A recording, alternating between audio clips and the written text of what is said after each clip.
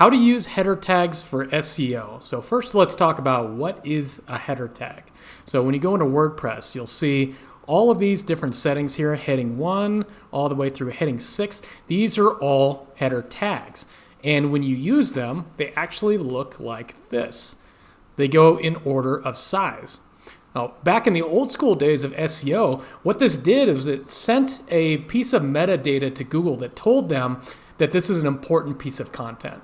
So what people used to do is they used to stuff keywords into these header tags to tell Google that this is a super important keyword and I want to rank for it.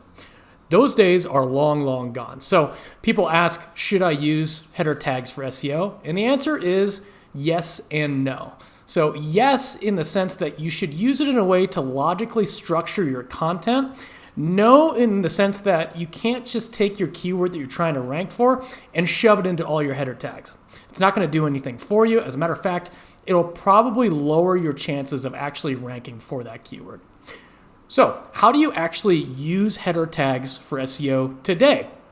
Well, the best way to do it is to use your content creation tool. So I usually use MarketMuse or ClearScope. And basically, either one of these tools, when you search for something, like for example, I'm trying to rank for how to do keyword research, it's going to give you all of the topics that you're supposed to talk about in order to have a very thorough piece of content. If I were to write on all of these topics, I would theoretically have the most thorough piece of content on the web. So instead of using these topics as keywords and just kind of shoving them in willy-nilly into my content, what I can actually do is I can convert some of these into header tags in a way that logically structures the content for the reader and for Google to understand. So when I'm looking at this here in MarketMuse, I see this recommended topic is Google Trends. So I'm not going to just put that into the content.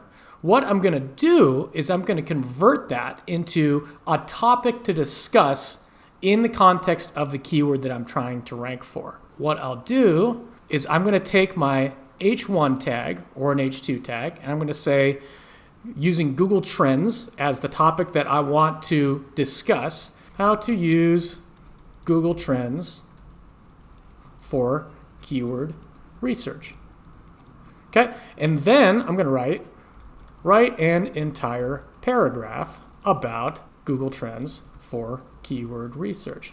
So what you're essentially doing is you're taking each one of these topics and you're converting them into a paragraph, and you're discussing them in the context of the keyword you're trying to rank for by using each one of these topics as a header tag.